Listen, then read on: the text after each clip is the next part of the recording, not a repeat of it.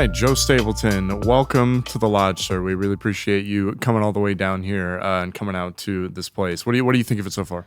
I think it's fantastic. The rumors are true. What are the rumors? The rumors are that this place is dope. I mean, I had a lot of FOMO previously, seeing how much fun. Look, I've always been jealous of Brad and Andrew's meetup games to begin with. I was like, God damn, that's something that I should have been doing. That's something that I wish that I had gotten on board with sooner. It makes more sense for them, obviously, because they're actually professional poker players, but I was jealous of that from the beginning. And then I'd actually toyed around for a long time with the idea of I was trying to write a sitcom called High Stakes Poker, where I open my own solid name, my own small poker room in a strip mall in Los Angeles and sell weed. And it's all these like out of work actors playing themselves, hanging out in my. So when I come to this place, sorry, I just made it about me. But when I come to this place, this is awesome. Like, this is a much grander and better vision than I even had in my fantasy. It's fun. It's like an adult. It's like an arcade, right? It's Yeah, like pretty one of those much. things you're like, That's a we're good way to put grown-ups. it. We can like open whatever we want, and I want to open a place where we can play poker and hang out with friends and be on TV and have our own studio. Like, this is something that the kid from Big would have come up with. Yeah, no, that's a good way of describing it. I've never heard someone say that it's like an adult arcade, but it really is. It like is. You get to play games here. You get to have a few drinks, talk to your friends. You can have a potential to be, on a live stream. So there's a lot of very unique niche things that you can do here that you can't really do elsewhere. So that's a cool way to hear it described. What do you think of the area that it's in? So this is funny. So I got here a little early and I walked around the strip mall that this is in. First of all these card rooms are in strip malls, which is incredible. Like, of course they are. This used to be like a Circuit City, probably. Yeah, I think this was a grocery store. A grocery store. Okay, yeah. So the reason I walked around was because I was looking for a grocery store. And so as you walk through this place, it's like massage parlor, Indian thrift store, Indian food, VR place. And then one other, I forget what the last thing was, but it's all very different and strange. And then I was like, oh, that looks like a grocery store over there. And I walk over there. Nope, just a church. Just a church. There's a church in this strip? Yeah. I didn't even know like that. The one I've worked here for 2 years and I didn't know there's a church. That's a church. And then a sewing store. And so very eclectic. People must think this is the weird spot, though. Yeah, probably. Like, I saw no soliciting on the door. I was like, oh, well, that's me then, because that's all I'm here to do is solicit things. Yeah, no, it's very, very cool. This whole thing in Texas, you guys might disagree with it. It reminds me of Vegas. Like, this area of Texas reminds me of Vegas. How so? How so? I've never heard that. It's like big, wide open spaces. It's very hot. There's poker. Were there slot machines 3 doors down? Yeah. I don't know if those are supposed to be there. How the fuck is that a thing? I don't know. I genuinely don't know. But I walked past that place half a dozen times, and I don't know how. We got to go play slots after I this. guess we're going to go play slots. Because if there's one thing that gives you even worse odds than legal slots, it's illegal slots. Absolutely no regulation whatsoever. I can't wait to put money in that machine. Yeah, that's fantastic. Yeah, I've never poked around too much around the strip mall. I mean, anytime that I come around here, I'm typically just so focused on the lodge. I mean, you say this place stands out in this area, and it absolutely does. Yeah. For so many reasons. Not only is it, I believe, one of the larger businesses in this little strip, but it is definitely one of the more unique. Like, the others kind of feel like they fit in this little strip mall in a way, in their own eclectic way. But then this kind of is just like out of nowhere. It's just poker. It's also interesting from a business perspective because what do you guys charge? Like $10 to sign up, and then it's like $10 an hour. Yeah, it's $11 an hour, and then there's different fees depending on if you buy like a daily, a monthly, or a weekly membership. Sure. So it's $11 an hour or less. Yeah, in many cases, pretty much. So that's what's crazy to me is that if you take this place at having however many people are here at any given time, 100, 200, I don't know how many, all paying $11 an hour is better business than a grocery store. Yeah. That's wild. Yeah. Like, the average Best Buy must be raking in so much less than $11 per hour per customer. Per person, yeah. That's so wild to me. It's wild. It's a great business model. The lodge has done very well here. And we really couldn't be more proud of how things have gone in terms of the business growing. Like, I mean, we're already expanding. We're already looking to expand elsewhere. So it's very much a thriving business. So, But we're absolutely happy to have you. We're happy to have you yesterday doing some commentary. I'm sure that was a lot of fun. Oh, yeah. By the way, about commentary. Yeah. So, Slick Rick, under the lights. Of course. Consummate professional, great at his job. And I was wildly impressed with the live stream players, their general demeanor, attitude toward each other, very fun, lighthearted. Yeah. And your community, the people in chat, I don't think I read a negative thing in the 2 hours I was there. That's weird. That's really it's weird. Unique. Was someone deleting the comments before they were coming through to us? We do have moderators, but honestly, they don't have to do much. Like, they really don't. One of the best things that we love about this place is that it has such a strong sense of community. Like, Chatsville, our YouTube chat, is always so nice. Every now and then you get the occasional troll, and that's when the moderators do their job. But it's overall, I've never felt more welcome to do something like commentary or create content. Not only were there no negative comments, but there was like a 10 out of 10 young lady like reading a book in the background, and no one even mentioned it. Like, no one even said who dat, like grill, like not even what I like. That's quite the community you've cultivated. Yeah. Like, that's impressive. Yeah, it's really cool. It's one of the things that we are most proud of, is that we really try and have made this place feel like a home game vibe, like a home environment where everybody knows each other, everyone's friendly with each other. That also includes our online presence and in chat. But not a home game full of shitheads either. Yeah, like, it's like a nice home game. Yeah, really nice home game. Yeah. So that's really very much the culture we've tried to cultivate here, and I think a lot of people. That is exactly why it brings a lot of people into the building, because we have that kind of friendly atmosphere that is just ever present. So I forgot something. I'm technically in breach of contract right now. Hold on. Oh, oops. Yeah, let's avoid that for sure. Thank God I had it in my pocket. Did you guys see me go white for a second? Did you start sweating here? Oh, of course, you gotta have the chair? PokerStars. Yeah, of course. Get that on there. My bad. Which one? Which side is gonna have the best camera angle? We've got a couple, so I'm sure it'll be visible no matter what. It'll be there. We'll get it. Great. And you know what? I decked it. I turned the lights on red and everything just for PokerStars. So That, by the way, that's gonna sound terrible on the podcast. We just like struggling and groaning for 30 seconds. Post production, we'll be fine. Okay, we'll be great. fine. Well, while we're here, I did want to just dive into a little bit of your background, because obviously anyone that's been in the industry for a while has heard your voice, even if they haven't known exactly who you are. And so I always love to pick apart a little bit of the story behind how Joe Stapleton has become Joe Stapleton. I know you've done a lot of this stuff on other podcasts and everything else, but hopefully I can find something that nobody else has.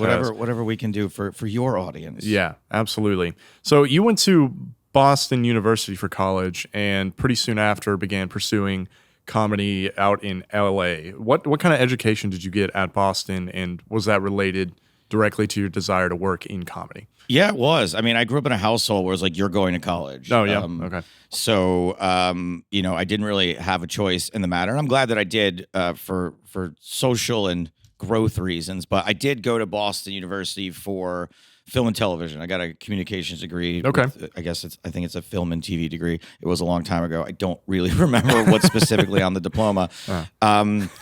Yeah, I went there, and man, did I have a great time. And I met some friends there that I'm still in communication with today. In fact, Scott Huff and I were friends in college, and that's who I started in poker with. We drove out to the World Series of Poker in 2005 together to intern for Card Player Magazine. He stayed on and started the first real notable poker podcast, which was called The Circuit. It was him and Joe Seabach and Gavin Smith. And it was when he decided that he couldn't work in the poker industry anymore, too much travel, that it left a gap, and that's where I stepped in. So that's kind of so from college, that's where I met him. I don't really love the fact that some people are spending like $120,000. Actually, I'm so old. It's probably more like 150 now for 4 years at Boston U, maybe more. Yeah. So, I got lucky that I went for 3 years. I graduated early, and my student loans were relatively low because I was poor when I went to school. So they took a little pity on me. That education I got there, I wouldn't really recommend it for anyone that wants to be in film and TV now. Okay. No offense.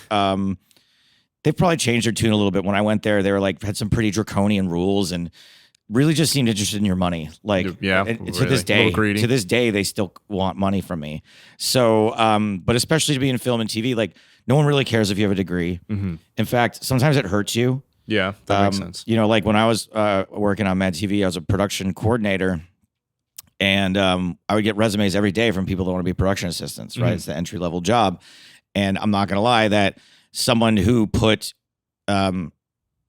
Ithaca College Film School as like their top thing on their resume was like a deterrent for me. Really? Or like NYU Film School. Yeah, because what that said to me was, you really value this degree and you might not be, this job's getting people coffee. Mm-hmm. This job is like making photocopies and delivering scripts late at night. Like, you don't need a Harvard degree for that. And if you do, you might think, I'm too good for this shit. This is beneath me. Yeah. Right. So, you know, I would still speak to those people, but it wasn't always a selling point. So college was awesome, except for the college part. Right. Except for all of it. Yeah. No, I get it. And it's it very much aligns with a lot of people's college experience. They're like, I'm not even sure what was on the diploma at this point. Because I can tell you that like I have a college degree. It's sitting in my closet. It's not hung up What anywhere. is your degree in? My degree is in Bachelor's of Science in Environmental Science. So environmental science. Do you at least feel cool that like when environmental science comes up, you have something to contribute to the conversation? I do. And you know, it's, so I like college for that reason, right? Because I took like a class on samurai and I took a class on philosophy. So like I have a little bit of knowledge in these subjects. Yeah. Yeah. It's always nice whenever you're like, I can use this in conversation for once. Yeah. That is definitely nice. Is it worth what you paid for it to every once in a while be like, actually armadillos are not native to this region or whatever? Like, is that worth whatever you spent? Yeah, no. And you know what? It's funny because that kind of example is almost always exactly what it is. It's like, by the way, just in case you know. Just to be clear, I know you're doing a bit here, but just to be clear, it's actually 110 degrees where that starts to happen. Exactly. So yeah, it's nice for those things, and I don't necessarily regret going by any means, but I think if I was to go again, I would do something different for sure. Yeah, so. Me too. And that's, I guess, sort of what I was getting at is that like, if I had taken computer science, I still could have been in the entertainment industry. Yeah. Although it does help, I guess, to like, I did take like a lot of film and TV courses that like fed my desire to pursue things. Yeah. I didn't necessarily learn anything in any of those courses that is like I've needed to call upon. Yeah. I mean, especially because I took a TV production class that none of those cameras exist anymore. Like, exactly. Yeah. It's everything's also evolving so fast. Right. Like, how can you keep up with exactly? It, so. And so, yeah, I think that for this business, in the business of show, you can learn so much yourself, so much online. You can buy a camera for like $100 these days. That's pretty good. Yeah. And do your own stuff. Yeah. And at that point, it's more just about building like a portfolio and like just getting actual real world experience. Just start making stuff right now. It's so easy. It's easier than ever. Yeah, I see. So I heard you mention that you worked at Mad TV. I found that myself. And you were the self-designated co-head of the research department after being a assistant producer.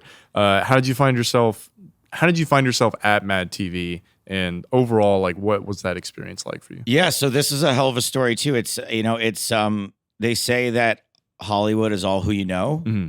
I think that's any business, but Hollywood, it's just that those people are the most public facing, so we hear about it a lot. But I moved to Los Angeles with a grand total of $5,000 in a car. I found a buddy who is willing to let me share a bedroom with him for the summer at USC. So the students are out of town. It was like student housing for $500 for the month of June and July, both like combined total. And so this was, I wouldn't say it's pre-internet, but this is 2002. So the internet is in its infancy and it just wasn't right. I was like MapQuest was what I was using it for mostly. Yeah. And so I think it was Wednesday or Tuesday, every other Wednesday or Tuesday, you would buy the Hollywood Reporter, and in the middle, it would list every movie and TV show that was in production. Oh, wow. Okay. And I would just wake up and just start calling the numbers on them, terrified, nervous, handshaking. I'm calling Everybody Loves Raymond right now. Oh my God. I'm calling I don't remember what shows were on at the time. And I got to M in Mad TV, and everyone said no. Because the thing is, by the time the show is in the listing already, they've already hired their production assistants. Yeah, they're the first. Sense. They're like the first hires.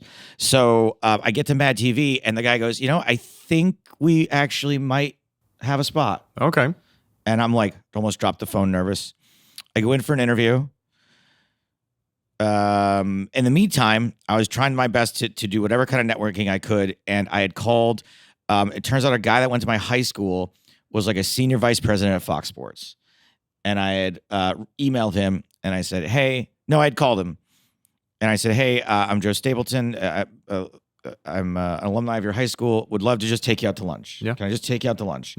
Which was actually a valuable piece of advice I got in college. Yeah. If you want to network with somebody, they know you're a young man while you're out there, offer to take them to lunch. Yeah, buy them a meal. Everybody knows what it's about and all good. He took 2 weeks to call me back, but he called me back the exact afternoon that I was waiting to hear about whether or not I was getting the job for Mad TV. Mm-hmm. And he calls me and I go, hey, Dan, I'm so sorry. It's like, early days of cell phones too. So I was like, I'm kind of waiting for a call from Mad TV. And he goes, hold on a second. He goes, it's going to sound like I'm talking to you, but I'm not talking to you. And I hear him go, hey, what's up? It's Dan Harrison. Yeah, can you give me John Wax over at Fox Business? Yeah, okay, thanks. Pause. Yeah, hey, yeah. So Mad TV, this Joe Stapleton kid. Yeah. Okay, good. All right. Yep, thanks. Hangs up. Comes back to me. You got the job. Wild. So, and I remember it paid $400 a week. It's not nothing, man. No, it was insane money. Yeah. Insane money. You're rich. Exactly. And my boss goes, it pays $4. And I go, is that per week or per hour? I thought maybe it's like a $4 an hour. $4 an hour job. And he's like, no, that's per week. And I was like, yes. And then like my roommate at the time, who ended up becoming my best friend, was like, you're going to be making $400 a week? And I was like, yeah. He was like, we're so back. We are so back. So yeah, so that's how I got that job at Mad TV. Yeah, was look, a Nepo baby, if you want to call it whatever. It is who you know. It is, basically Mad TV said it came down to you and another guy, and we didn't really have a preference. Right. And But the that second phone we call, got man. that call, we're like, great, thank you. Thanks for solving that for me. And a lot of times, you probably know now that when you need to fill a position, it takes a lot of work. And if someone just says, get my buddy, he's the best, he's good at it, you're like, great, done, sold. Off my plate. One thing I don't have to deal with. Exactly. Yeah. No, that's awesome. That is a really cool story. I always love hearing about that. It very much holds true to the idea that sometimes it is just about who you know. Oh, it's all luck. Yeah. And it's all luck. It's all luck. A little bit. 100%. Yeah, for sure. I mean, it's one thing to say though, or there is something to be said for putting yourself in the right position, to take advantage of things like that. Sure. But there is still absolutely a little bit of luck element to it and to the people you know. I'll take the compliment, but I think, just to even talk about my career in poker in general, the only reason I feel like I am where I am now, not the only reason, a major reason, because there were lots of people that helped me along the way. But the major reason is that there was a vacuum for what I bring to the table when I started bringing it to the table. Now there is not a vacuum. There are plenty of funny people doing poker stuff to where I think if I was getting started now, it would be pretty hard to get to get noticed over the really great, talented people that are out there. So again, lucky that my shtick happened to fit well into poker at that time. So that helped, I assume, pave the way to working at PokerStars. Like, how did that door open for you initially? The PokerStars door was, again, because, I guess if I could like be a bit of a blowhard and give some advice to young people, be nice to every single person that you ever work with. You have no idea where that person is going to end up one day. There are so many people that I worked with. Here's an example. Do you remember Wicked Chops? You're a young man. Wicked Chops was like a goofy blog from the mid 2000s, from like 2005. Their main thing was like taking pictures of hot girls on the rail. It'd be like, today's hot girl on the rail. Okay. Wild. And funny. And I think, so they would do funny posts, whatever. They were like way more edgy than I was at the time. One of the guys that started that blog is now the vice president of PokerStars North America. So like, that's a dude that you write that guy off as like, oh, he's just a goofy blog dude. Like, don't do that. You don't know where people are going to end up. Yeah. So I was working on this TV show. I was finally writing. It was because Ultimate Bet decided to want to do a Sports Center style show called Poker 2 Night. And I was like the head writer, executive producer, and Huff and Seabach were the anchors. And the showrunner, the producer was so mean, and would scream at me every day. There was a guy who literally walked off. He was directing the show. That guy, by the way, now super high up at like Discovery Network, but he was just like, no one gets to talk to me like that, and then just stood up and left in the middle of a show. Good for him. And I always admired him for that. So this guy was so mean. I was miserable in the job, and basically, I had gotten word through back channels that like PokerStars is doing this new TV show, and I think you got a shot at doing it, but they won't even talk to you if you're still working on this ultimate bet thing. Mm-hmm. And I was like, no fucking problem. And I quit. I quit so hard. And I was like, thanks for nothing. Yeah, I'm out. And then next day, hey, do you want to try? We're doing this new show. It's called The Big Game. And we want someone who is irreverent and someone who is funny and someone who is really, we want it to be the best poker analysis that's ever been on a TV show. And I was like, I'm two of those things. Yeah, you get 2 out of the 3. 2 out of the 3. And it was tight. It was really tight. I know Bart Hansen was in the running for a long time. Oh, okay. And that's interesting. Yeah. And Bart's one of my favorite people in poker. I love Bart. I think he would have been great at the job. Yeah, Bart does great stuff. Yes. And I think that the show would have been a hit with or without me because it was just such a great format. Luckily, it was with me. And when they were trying to decide between me and Bart, people like John Caldwell, PokerStars, Barry Greenstein at the time, Daniel Negreanu, stamped their feet, jumped up and down. Were like, it has to be Joe Stapleton. We promise you, trust us. And I remember Daniel texting me maybe like a year later and just being like, he just goes, I love being right. Yeah. I love being right. So that's how I got it with PokerStars. And we have more or less, they've been my main employer ever since then.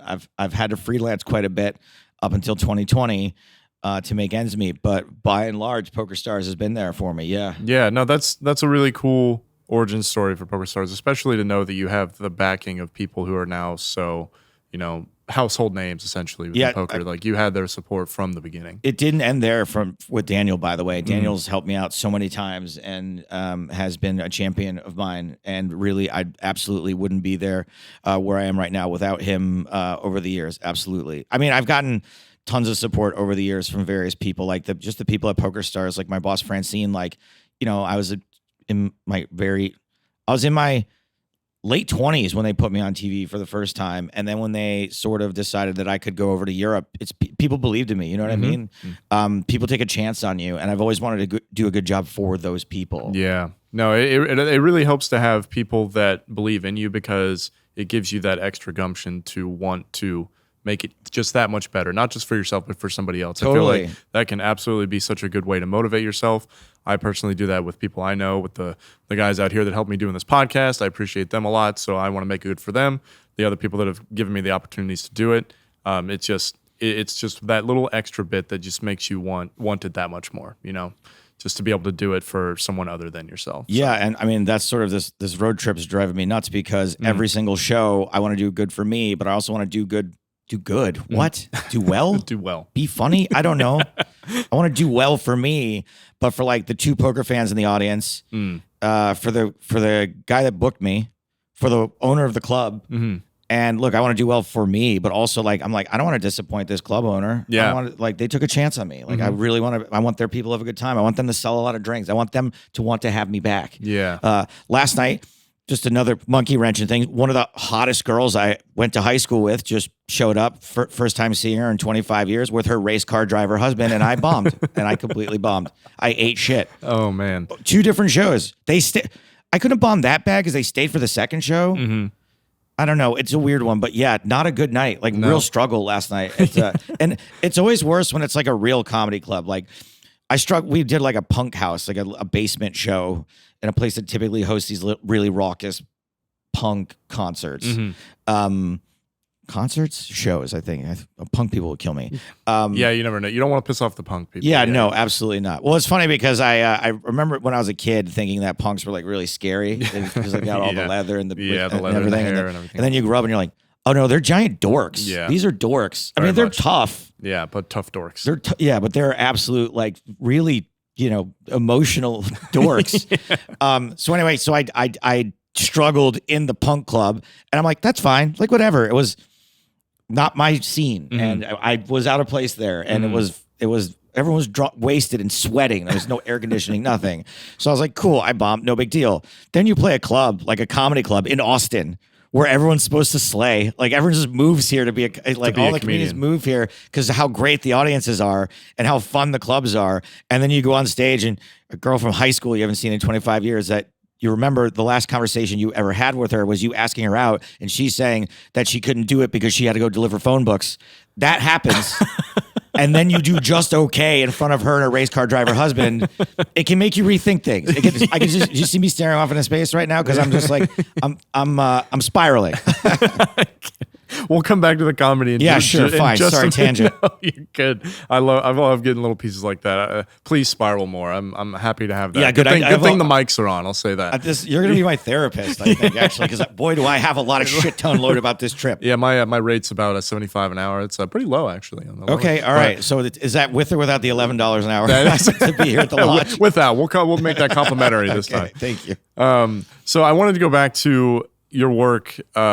You mentioned it already, how you sort of jumped from PokerStars to working on the European Poker Tour. And I wanted to know, first of all, how exactly that got facilitated, and mostly like how does working on the EPT differ from working on PokerStars here in the States? Sure. So that was born of necessity because of Black Friday. Mm-hmm. Okay. Basically, I was in the studio doing season 2 of the big game when Black Friday happened. And as we know now, that season never aired in America. Mm-hmm. And so when that ended, I was like, cool, I had a career for like a minute. That's awesome. Don't know what I'm going to do. And by the way, lots of people were way worse affected by Black Friday than I was. So I'm going to talk about me because that's all I know. But and so I was pretty down. And basically, I had started working with Hardigan a little bit. And he was like, what do you think about working on the European Poker Tour? And I was like, well, are they going to get me? Are they going to get my sense of humor? And he was like, yeah, they're going to get you more. I promise. You're going to do, they will really get you. You'll be more appreciated in Europe than you are in America even. And I was like, all right, sure, let's give it a shot. And so I started flying back and forth at first. And they made me an offer. They said, would you move to London? And I, at the time, was doing a comedy podcast it started off being called Two Jacks in the Hole. Then it became Huff and Stapes. Yeah, I'd say, I remember Two Jacks in the Hole. Yeah. And that show is still to this day my favorite thing that I've ever been a part of. We used to beat Rogan. Really? Not consistently, but like every once in a while, top 10 comedy iTunes podcast, 7 Huff and Stapes, 8 Joe Rogan Experience. So that was like my pride and joy, and it was just made me so happy. And it became difficult to do it remotely. The technology wasn't quite there yet. It wasn't easy. And Huff was like, look, if you move to London, I don't think we're going to be able to keep doing the show. So I said no. And then about 6 months later, Huff got an offer to move to New York, and he split. So I was like, all right, well, I'm free now. Like, I don't have. Can I come to Europe? Yes, I did. Yeah. I said, okay, I guess I'll move to London now. And they said, okay, well, how much money would you want? And I said a number, and they said yes so fast that I know I fucked up so badly. It sucks when you lowball yourself. I lowball myself, and not only did I lowball myself then, but that obviously lasted for years. Yeah, it's contractual. It wasn't that I signed a contract, but it was like after you set your rate, like you only get raises incrementally. So like it just took me so long to ever actually get a real raise after that and start making an actual living. So then I moved to London. Yeah, and I didn't read the fine print on the contract either, and I signed a contract where even the extra money I was getting was only for the first year. Oh, no. It was like a moving fee. Oh, so man. yeah, so I'm a terrible business person. That's all. But yes, luckily I kicked myself for that and no one else. And I've had a blast working on the European Poker Tour ever since. I love the people I work with. Hardigan and I are an amazing team. My boss, Francine, has really been my champion and fought for me over the years. There's a fellow named Gary that I work with that is just the whole team of PokerStars making the EPT TV shows and the EPT live streams. I'm not the sort of person that says that the things I do are the best. I go, that was pretty good. Oh, that was better than usual. Oh, that wasn't very good. That we are a world-class production on the EPT. And I'm so proud that there's like hundreds of people who bust their asses to make me look good. Yeah. Like, how cool is that? Like, Yeah. I get to reap all of the benefits of all of the hard work of everyone else. Like, that's all my glory that I get to take, and Yeah. I'm here for it. Yeah, no, that's very cool. It's a very, very cool experience to have, and it can kind of feel the same way here. I know, obviously, we're a much smaller production, but I mean, there's on any given show, there's 8 different people between production, commentators, etc., all working to make this one product really good, and the commentators kind of sit on top of all of that, just being the fronting face or the voice or whatever, and that can be a really rewarding feeling that all of that is essentially backing you in some ways. Yeah, absolutely. Yeah, you to be that first through the door for praise. Love it. Love it. Yeah, I definitely can relate to that a little bit.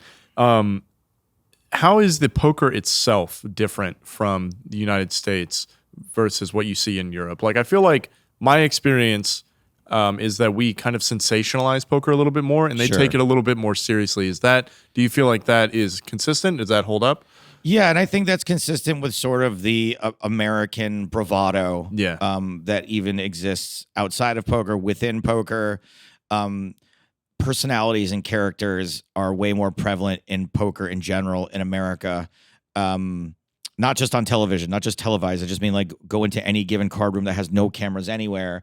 There's going to be a lot more shouting, a lot more, not all of it bad, by the way, just hooping and hollering, that sort of stuff.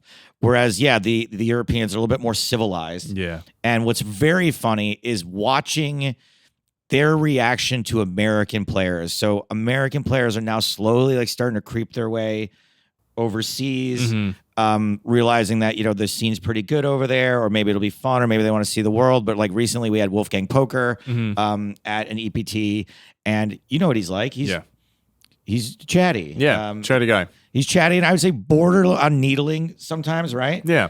European audiences were quite divided on him. Oh, really? I thought he was great for the game. Like, I was like, I could see his intentions. And his intentions, if you're gonna goof around with a very salty player, he might have really pissed them off. I don't think he's trying to do that. No, he's not. I think that he just he's behaving the way he would be fine being behaved to, right? Yeah. Like, and so he did that. And then Rania Nesruddin also played and made a final table on the EPT, and audiences were also like, it's so funny because audiences be like, none of these people have any personality. And the second someone has personality, they're like, I wish they would shut up. And it's always worse with women too. People are way harder on women. It's like, even if it's not like gross stuff, it's like, yeah, I think you're just mad because she's like a woman and having a personality. I think you'd be less critical of men in this situation. But yeah, so the Europeans do take it a little bit more seriously. And I think that's evidenced by the fact too that they're way better poker players on average. Like, no offense, Texas, but no, you can offend Texas. Okay, we're known for our, less than fantastic poker. That's why people are moving here. Yeah, that's why the Europeans are moving. That's what I'm saying. There's some 22-year-old kid in Austria right now, like licking his chops, like saving up his euros so he can move to Austin and play here. Yeah, pretty much. Yeah, that's wild. So as a result of that, do you find that your commentary style differs at all doing shows here versus in Europe? I try not to. I mean, I guess in any respect, I do try to tailor my sort of vibe and jokes for who I think is watching. So like, I was like, doing a bunch of Texas bits yesterday because we're here in Texas. Of course. I guess I'd be less apt to do that in a foreign country. I feel like I can make fun of America in America or when I'm in Europe. And I feel like I can poke gentle fun at Texas, even though it is its own country. As it should be. Yeah, right. Secede. So I do change things up a little bit in that respect, but I wouldn't say that I change anything, which is really funny because when I worked for Triton, they hired me. Obviously, I'm me. And then like my note after the first day, they were like, "Do you think you could be like a little less funny?" And I was like, "No, I guess." But I mean, who did you think you were hiring? So you've seen my work, have you not? And funnily enough, I think they've come around on that too, because they got all the goofballs on their stream now. So what's really funny is that my entire career has always been like, here's what I think we should do that will make poker fun and entertaining. And people go, nah, not that way. And then 5 years later, everyone's doing it that way. Does it? And then I'm like, here's what I think we should do it. And then 5 years later, they've come around to it. So luckily, PokerStars made the smart decision of listening to me for the last bunch of years and locking up this guy. And for now, I feel like we're at a good equilibrium where Stars gets me, I get them. They are pretty happy with my shtick at this point, and I'm pretty happy to pay my mortgage. So it's great.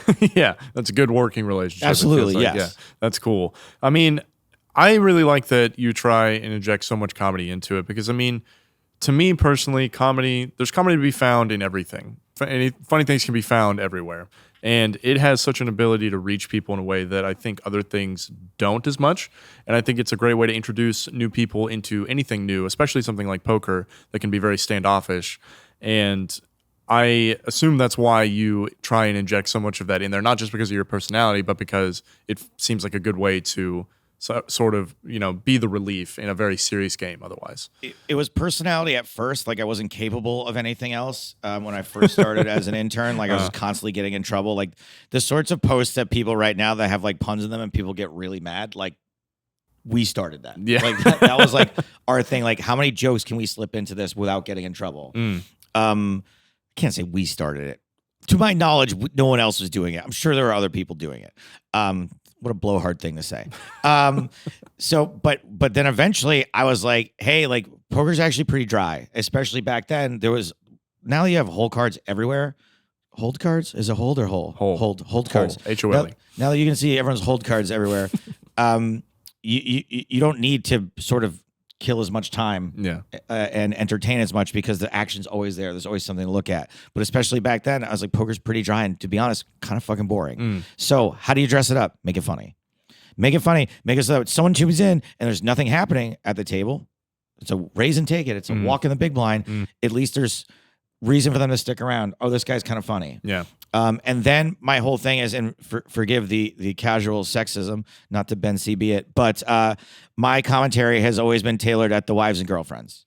That if your man's into poker, that I want you to also watch with them. Exactly. If you hear this, oh, what is that? Oh, this is kind of funny. Oh, this dude's kind of funny. Oh, this is pretty entertaining. And of course, I just want to say it's not all wives and girlfriends. And in fact, when I met GJ Reggie, who ended up who's a streamer who is rep by Stars as well, I met her and her boyfriend. They came to one of my comedy shows, and I was like, "Oh yeah, did he drag you this?" She's like, "No." I'm the poker fan. Oh, wild. And I was like, oh, what a lesson to be learned. Yeah. So, but yes, I wanted to be not just wives and girlfriends, but if you're the friend that doesn't get poker, that doesn't understand it, that your buddy loves poker, and that you're like, watch this hand. And then I say something stupid. I make some Ghostbusters reference. And that person, like when someone's flipping through the channels or watching, as we know now, on their phone, right? You might only have them for like 5 seconds. So if I can say something that was 5 seconds that gives me 5 more seconds with that person, that's what I want to do. And I feel like comedy is the best way to do that. I absolutely agree. And you already alluded to it a little bit already, but we're seeing a lot more comedic content surrounding poker starting to enter the space. Like there's people like Sethi Poker, if you're familiar with him, the Ace Holes podcast, That's right. Greg Goes All In, all kinds of new poker-centric comedy stuff. And it is just such a cool thing to see, in my opinion, to see all this new comedy stuff. And I've spoken to some of those guys, and they have talked a lot about how it's not always about capturing people with the poker. It's about capturing them with the comedy. And then maybe they get interested in poker as a result. So that's... it's a way faster sell, right? Yeah. Poker's beautiful, but it's a long sell. And comedy is 2 seconds. Yes, exactly. No, it's really cool. It's a really nice entry into something, like I said, that is very standoffish and very unapproachable in a lot of different ways. So it's really cool to see that is, even if it started out as just your personality, that's kind of been your mantra through most of your career as well. Yeah, and that's sort of part of one of the aspects we're doing on this trip is that I, for years, always thought an interesting show would be if I travel the country, do comedy, and then just pop up at people's home games. Because I'm always getting invited to home games when I play gigs. Yeah. And it's like midnight and some drunk guy's like, come over to my house, we'll have a 1-2 game. And I'm like, oh, thank you, sir. That's really kind. But I'm not going to, I've done it on this trip. We've gone to those games. Yeah. And that's really cool. The way that, poker brings people together literally, physically at these home games. And that's something that I really wanted to showcase on this trip. I don't know how much will make it in the final cut of the documentary, but we've had some really amazing times going to strangers' homes and playing poker. At least 3 different homes we've been to on this trip. And so, yeah, that sort of comedy poker blend happens there as well. Yeah, no, and that's really my favorite thing about the game in general. Like, I love poker for all of the other aspects as well. Like, I love diving into strategy and everything else. But my favorite thing is that it really does, like, it's a social game at the end of the day, or at least it's as social as you make it anyway. And you can have so many different unique people sitting around a table that you just get to talk to and you get to know. Like, I've met some absolutely fascinating, interesting people playing a couple hands of cards with them, things like that. It's just the idea that everybody comes together to play this one game with each other is really, to me, the real spirit of the game itself. On this trip, I met a criminologist who's written several books about serial killers in a home game. Wild. I met an Iraq war veteran who had part of his leg blown off, showed me at the table. I've met an Iranian immigrant ardent Trump supporter, which blew my mind. I met EMT. I met a cop. I met a professor of criminology. Also, there was a weird criminology thing going on one of these home games. Finance people, real estate people, a barber, a wedding DJ.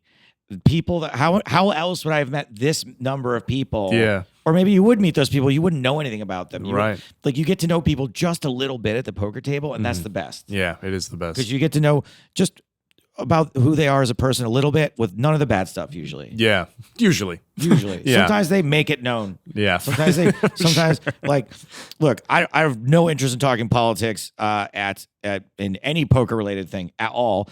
But there was one dude who was like watching the debate and like fist pumping for Trump every single time something happened. I don't even know, which was weird because he didn't have the sound on or subtitles. Like I'm pretty sure he was just fist pumping. I don't know if he's a lip reader, and I was like, you're being obnoxious.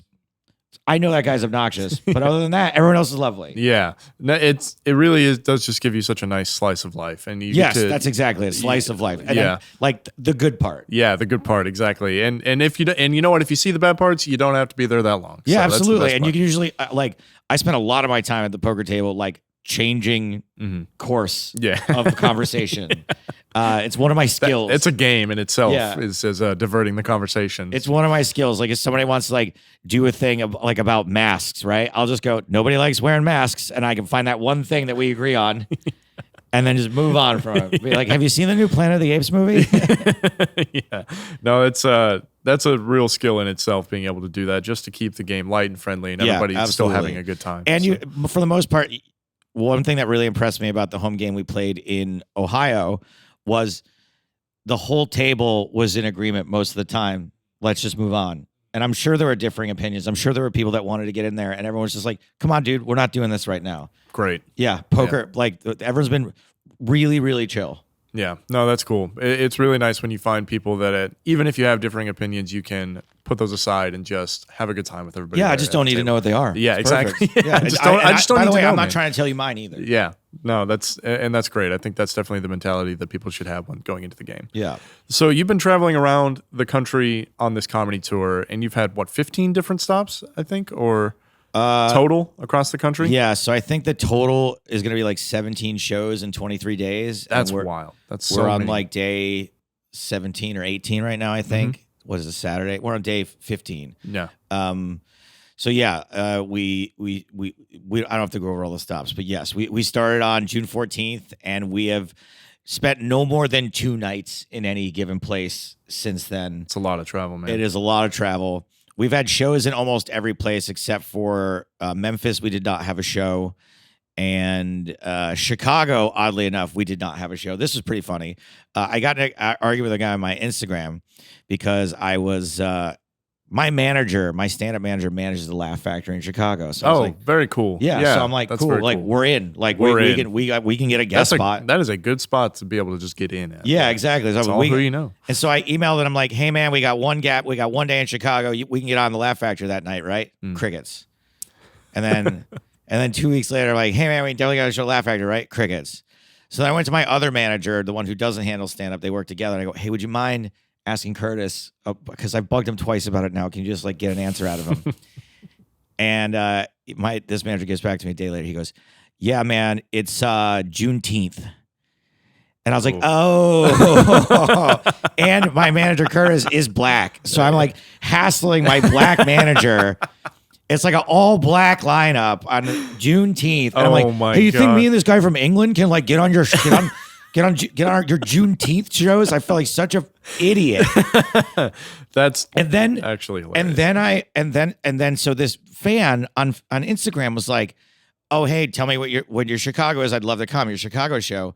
And I told him what happened. I go, yeah, unfortunately it's Juneteenth. And he goes, oh, this race baiting nonsense. If you couldn't get a show, just admit to it. Jeez. You don't have to be like doing your virtue signaling. And I was like, I told him he was an idiot. I explained that my manager is the manager of the Laugh Factory. I can play there literally whenever I want. Yeah. And I told him, please don't ever come to any of my shows and stop watching poker. Yeah. just excuse yourself. We don't need you at all. Yeah. Please, sir. Thank you. Yeah. That's wild, man. Have you ever done a tour that's as extensive as this one? Have you ever done something No, like this God, before? no. Yeah. No, this is all an illusion too, by the way. This is all an illusion. Like, I'm saying that we're on tour. I'm telling you right now, I've spent $12,000 so far on this tour. What you know how much I've brought in? Less? Maybe 400. Oh my gosh. That's how much I've made from the shows. I'm not even counting, by the way, I'm only counting hotels, food, gas, and like a little bit of promotional materials. I'm not even counting like the hundreds of dollars in t-shirts that I got that I have definitely given away more than I have sold. I'm not counting the beer koozies that I've given away more than I have sold. I'm not counting the stickers, which I just forget to bring everywhere. This it's all an illusion. It's self-funded. It is, these gigs are, typically when you see a real comedian, I hate to use that term because Sam is a real comedian, the guy I'm touring with. They're touring, right? You see Dan Soder is touring or Andrew Schultz is touring. Someone's paying for that. Right? That's being paid for. The clubs are paying for that, whatever, what have you. We're paying for all of that aspect of this thing. And the places we're booking are like either unpaid or we're getting a piece of the door, or it's like, or we're getting like, I think we got paid like a couple $100 for a few of the shows. So it is. You ever play Oregon Trail? I did as a kid. I did play Oregon. I played it a lot actually. So you remember at the beginning, where you had to choose if you were the banker, the farmer, or I think there's like a third option. Yeah. And like the game was like pretty hard if you played as like the farmer or the hunter. It's pretty rough. But if you picked a banker and you just like go to the store at the beginning, you're like, I'll just have 80 sacks of flour and like give me and every time you pay the Indian to have him help you cross the river. Yeah. Like that's me in comedy. Like I'm just hemorrhaging money, just buying my way from place to place. Like I'll pay the guy to get us across the river. Like I don't care. I'm not gonna risk it. I'm not gonna like try to float us down there. Someone dies of dysentery. I'm like, no, we're gonna stay at hotels. Let's go to 7-Eleven, get whatever. It's not I could maybe be profitable as a comedian if I didn't have a day job, and then I also didn't spend like I have a day job. Yeah, I see. But yes, this road trip has been a gigantic dumpster fire from start. And I'm not even joking. The only thing that's kind of making this worth it is that if we have somehow captured what a dumpster fire it is, it'll be worth the money I spent because we're documenting it all. So we're doing this little documentary. Yeah. So when's the next one is what I'm the next documentary? No, the next tour is never. Go fuck yourself, Greg. Go fuck yourself. Not for a good long time because the way we're shooting this thing, I mean, we're looking at a year of post-production with the amount of footage that we're shooting for this. So no, this won't be happening again for a while. I mean, if someone wants to give me the Andrew Schultz treatment, then why not? Yeah, and want to pay for I will gladly tour. But unfortunately, the self-funded tour, I can only afford to do this every other year. 2 years ago, I did a similar thing with Sam, but without the documentary crew.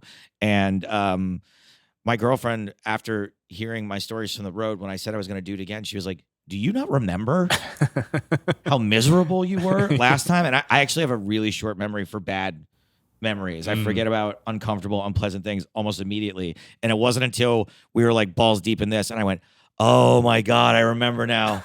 I remember how hard and stupid this is. What did I do?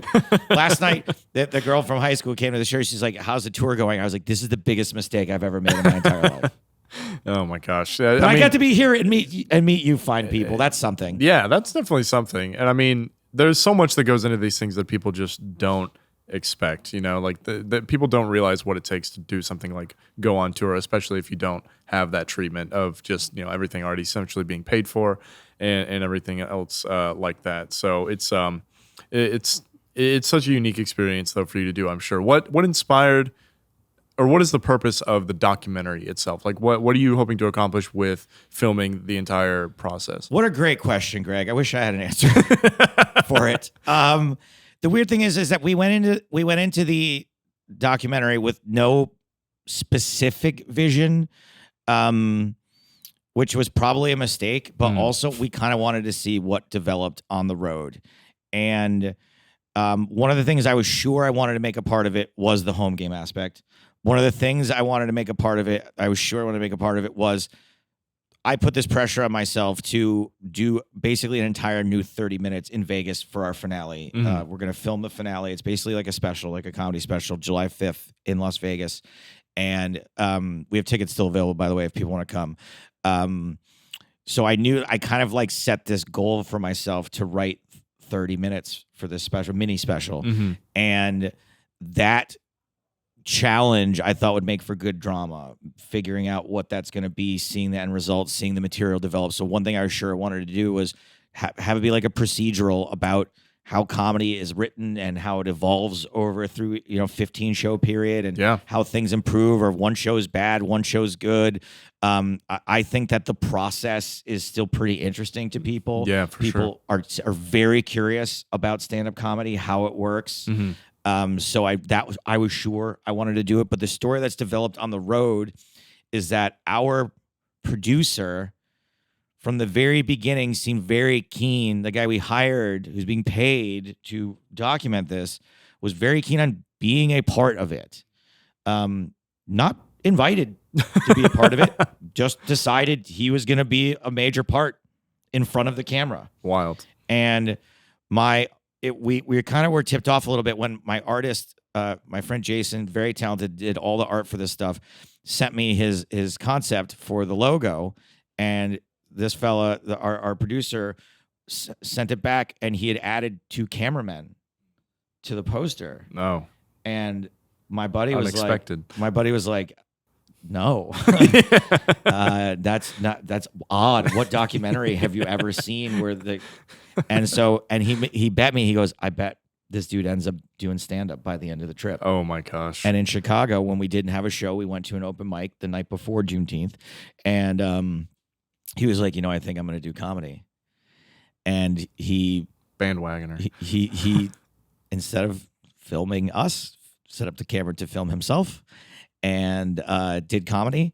And look, part of this trip has been dealing with comics who are younger and newer than us, and us sort of like imparting what little wisdom we can as like not terribly successful comedians ourselves. And so we did sort of encourage him once he decided he was going to do it. Hey, let's not be dicks about this. Yeah. Let's just let him do his thing.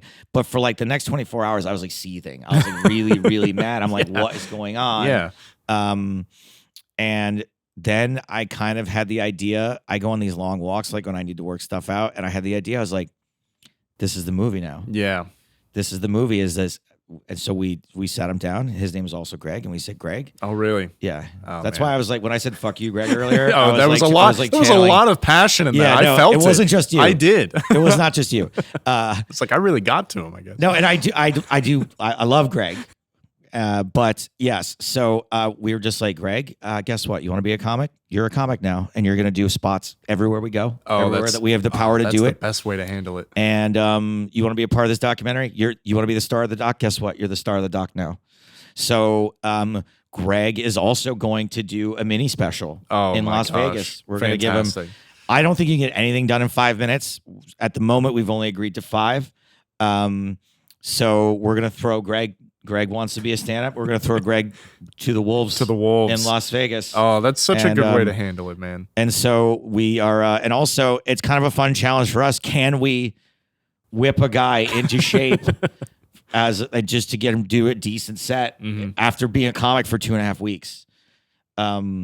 So yeah, and I think Greg's obviously, we know he wants to be in front of the camera, but I think he's appreciating this on a deeper level, like the attention and care because we are doing our best to set him up for success. For sure. The worst thing that could happen is if he goes to Vegas and is just okay. He either needs to be great or he needs to just bomb spectacularly. And we, in good conscience, don't want to stitch him up to bomb spectacularly. Of course. We want to do everything we can to try to get him to come out with like a 3 out of 5 star review. Oh, that's fantastic. I mean, it's such a good way to handle that, man. I don't think there's a lot of people that would handle it that way. You know, a lot of people would take it offensively, say something along the lines of like, this was not what you were here to do. But instead you decided to run with it, and you're now encouraging this guy to do something that maybe he would never have had the opportunity to do otherwise. And I think that's really wholesome, quite frankly. I mean, it's partially wholesome, but it's also self-serving, right? Like it's like, okay, how do I make the best thing out of this? So yes, both can be true at the same time. Absolutely. Yeah. And you know, that's just sort of how I am in general. I think that I have a really hard time saying to someone, bro, you're just the cameraman. Yeah. Which is true. Like it should have been true. Like I don't know if you've ever seen a documentary where this happens before. I don't think I have. So, but I'm not capable of saying that to my own detriment to anyone in any job. Like, you know, as someone that was a production assistant, if I'm on a poker show, one of the production assistants like wants to pitch me a joke, I would never be like, what are you doing pitching me a joke? You're just a production assistant. Who are you? Right, exactly. So even though sometimes it is appropriate to tell someone, please do your job, the one you were hired for, and let me do mine. But yeah, like what other choice do we have? Believe me, I fantasized about leaving in the dead of night, like multiple times. I'm disappearing. like, I can just go right now. Like I don't have to, I can just leave. I can just leave. And I definitely fantasized about that. We're on the home stretch now, though.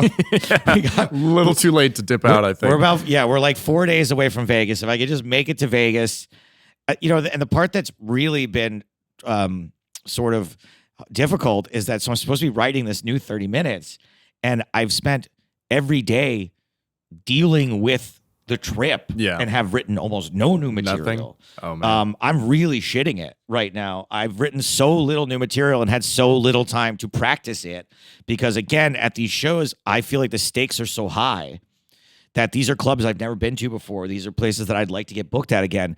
Do I really want to go up on stage with my notebook and riff on a bunch of stuff that I've seen on this trip that I need to practice in Vegas? So it's like, do a bit I know works, slip in a bit about Texas, do a bit I know works, slip in a bit about Florida, you know, that sort of thing. So, and last night, that did not go well. It did not go well at all.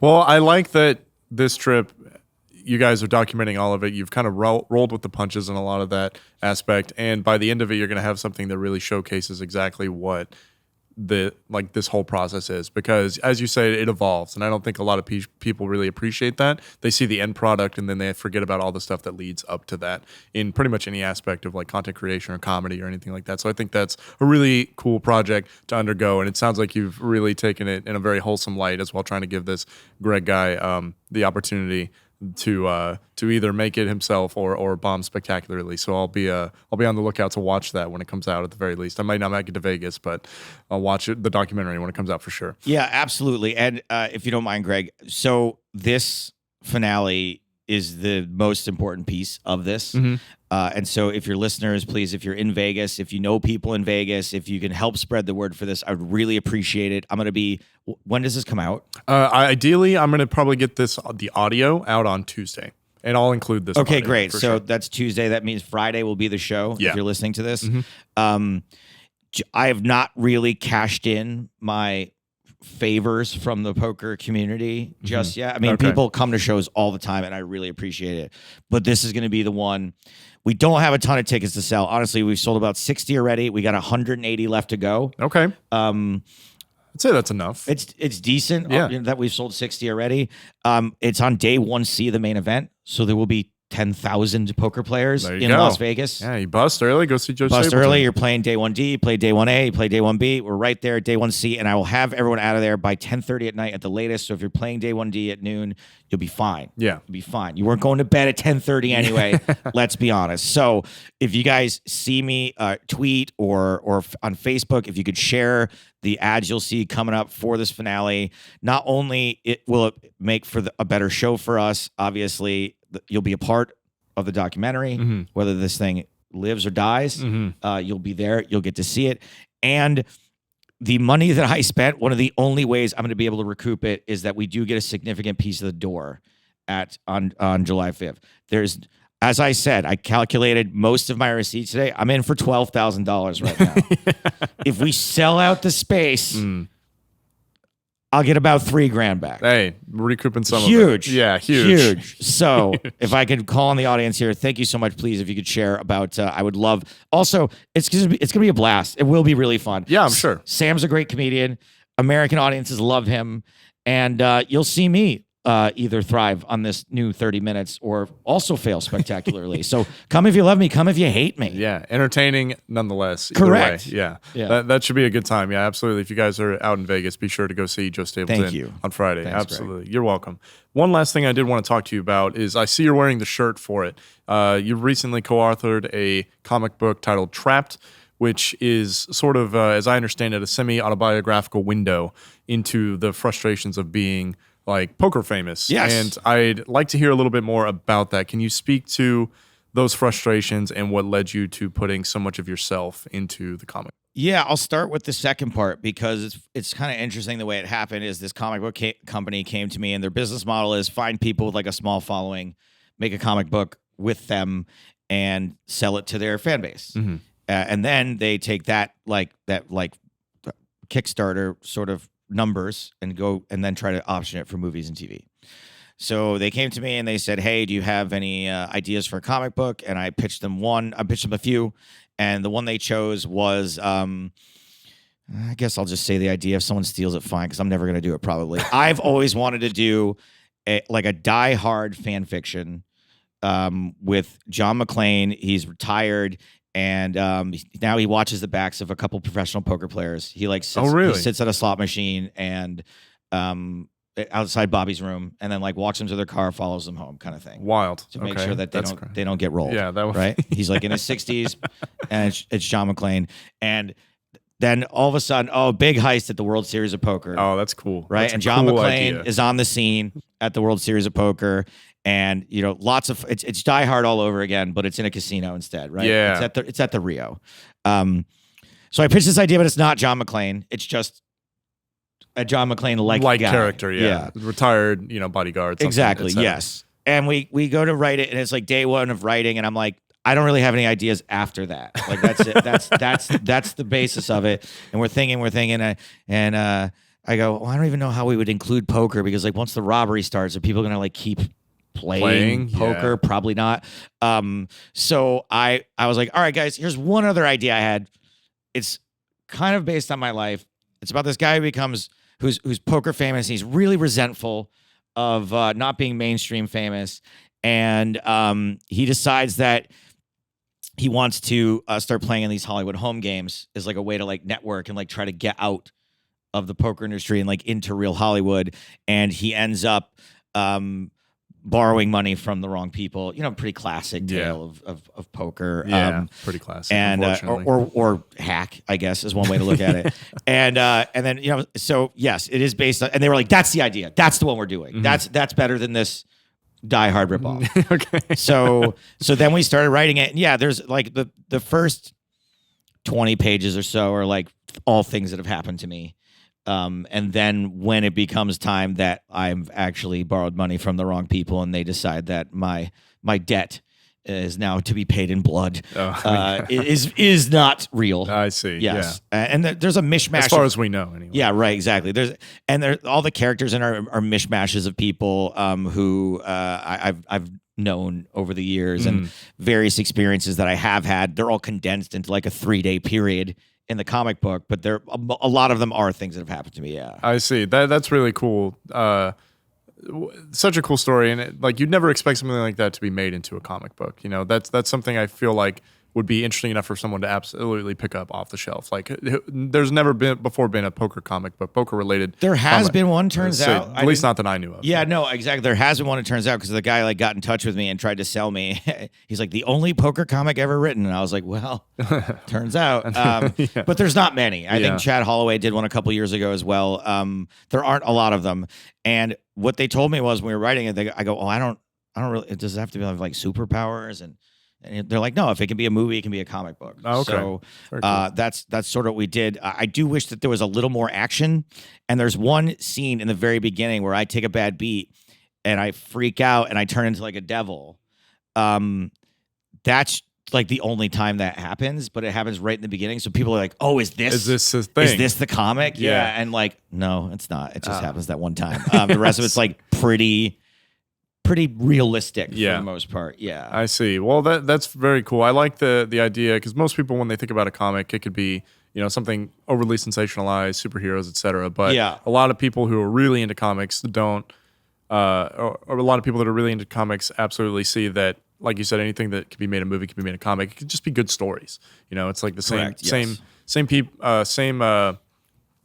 view that some people have of anime. You know, people think anime is just, you know, fantasy, etc., but it can just be like really well curated stories. It's just a different way of telling a story. Yeah, yes, exactly. Absolutely. It's just a different medium. So I did want to ask, like, are you actually frustrated by just being poker famous? Is that something that like you really internalize, or is that just something that is in the comic book as part of the narrative? Not really. Yeah.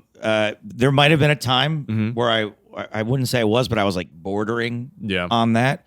But what I will say is that I do still would like to have a bigger role in mainstream media at some point. I have no interest in like leaving poker. I'm very happy with what I'm doing, but you know, if I could somehow work in a sitcom or a genuine comedy tour, or you know, at the moment I'm actually shopping a game show around. Like very cool. Yeah, okay. That's gotten really great response so far from the few places we've pitched it. You know, if I hosted a game show in addition to doing poker stuff, that would be great. I wouldn't turn down mainstream entertainment industry opportunities. I know that my time is dwindling for that to be a reality in many ways. Obviously, there's things that can happen to you at any age, but you know, I'm in my 40s now, so it's not like I'm in my 20s anymore. It's right. There's the roles that I'll be acceptable for are becoming fewer and fewer.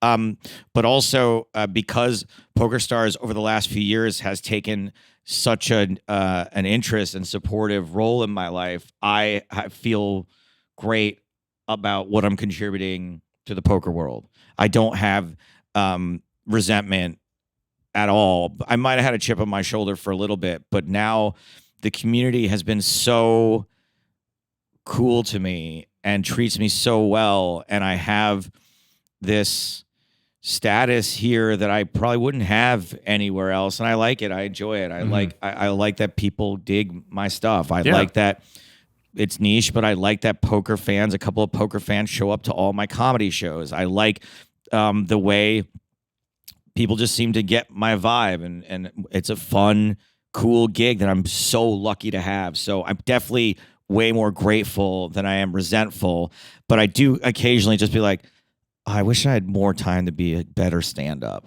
I wish I had more time to like go on a commercial audition every once in a while. Like I have a commercial agent. He's like, what's your availability this year? I'm like, I got the week of Thanksgiving.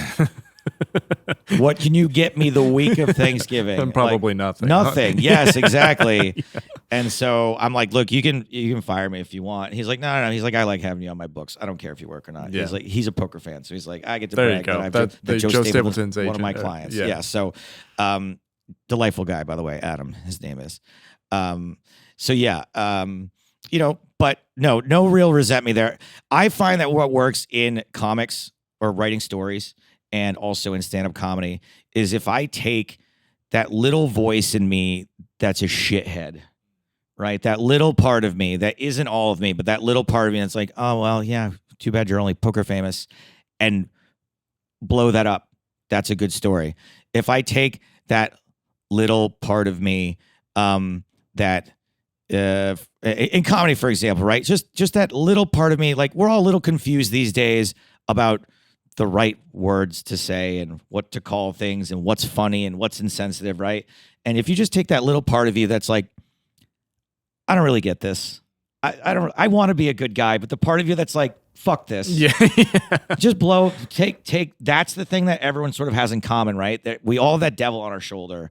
And so I think that even though it's not a loud voice in my head, that taking that devil on my shoulder and giving it a slightly louder voice in the things that I'm doing. Like, for example, one joke I always do is how I don't read and I won't watch foreign movies because there's subtitles or I don't like anything that's foreign. None of that is true. I'm a very like into the arts in every shape or form, but there is a little bit of me that's like, I don't want to read this whole movie. And that's something people can relate to. Yeah. I think if I were that guy, that would be like kind of obnoxious. And I'm not, but part of me is. And that's what I like to put out there. That's what I think is most interesting for people to read. The exaggerated qualities, bad qualities that I might have. Yeah. No, it's cool to sort of sensationalize those like smaller parts of yourself that, you know, people like to ignore a lot of the time, but it shows like a very human aspect, even if part of the narrative for like something like a comic book is to overdo it. Yeah, but like I would never in a million years be like rude or chirpy with like a fast food employee, right? Right. But like later in my set, I will fantasize about what I should have done in the situation. As everybody does. Yeah, when someone like dropped my burger on the ground. You know what I mean? Like, so that's stand-up's like an outlet for that where I'm like, it's okay, don't worry about it. Like everybody makes mistakes. Where I'm like, what the fuck are you doing? I can see from here that was going on the floor. So in stand-up you get to do that. In my real life, I'm like, oh hey, it looks like you're having a bad day. Like, here's $5. Don't worry about it. That kind of thing. Yeah, well, that's really nice. It's glad to hear that all of this, even if you have, you know, those parts of yourself, you still try to be kind to everybody. You're still fulfilled by everything that you do, and you really do quite a lot of things these days. And it seems like you're keeping yourself busy, if not a little manic at times, for sure. But yeah, I didn't know if you had anything else you want coming up that you want to talk about or plug or anything else as we come into the end of this. No, I say I've weaved all my shilling in seamlessly into the rest of the conversation, so I don't think I have anything extra to do. All I'll say is Trapped. Another very cool thing, PokerStars, like I said, they've been really supportive of me the last couple of years. They decided they were going to buy the first 1,000 issues. Oh, that's very cool. Of the comic book and put it in all the player bags at Barcelona. That's very, very cool. Yeah, so if you qualify for a PokerStars event, you get swag. That's cool. And part of the Joe swag... Stapleton comic book. Yeah, part of the swag in Barcelona is going to be the comic book. And we're going to do like a signing that day, but we're going to launch the Kickstarter. Now, Kickstarter is a little deceiving. We're funded. But apparently, Kickstarter is a great way to sell comic books. It's like the makes sense. Preferred. Everybody wants to support the little guy. Exactly. You know? So the Kickstarter is going to launch in August during EPT Barcelona, so that the people getting there is live and in person. We'll be able to shill it on the live stream, and that's when it'll all go live. So keep your eyes out. If you can't make it to Vegas on July 5th, Friday, July 5th, 8 o'clock show, then Trapped, my poker comic book, co-writer, by the way. I don't want to leave out the people that worked on it. You know, there's artists and people behind the scenes, and a fellow named Neil Gibson is a very talented writer who sort of took me under his wing and taught me how to write comic books. That launches in August. Well, cool, man. Sounds like you got plenty of stuff coming up, but I appreciate you carving out some time just to come out here and talk to me while you're out here. So good luck at your show tonight, for sure. Thank you, buddy. Yeah. And I'll be back here at the lodge tonight. Doesn't help your listeners, but we've got the meetup game that's tonight. Right. So another chance for me to. By the way, that $12,000 I'm on this trip does not include money I've lost in home games and casinos. So that's a separate line. Separate expense. Yeah. I see. Well, good luck tonight, both in the stand-up and at the meetup game, and appreciate your time, man. Thanks, Greg. A pleasure. Yeah. Smell you later. Smell you later. Thanks, Jim. You got it, man. Appreciate you, buddy. Great conversation. Yeah, absolutely.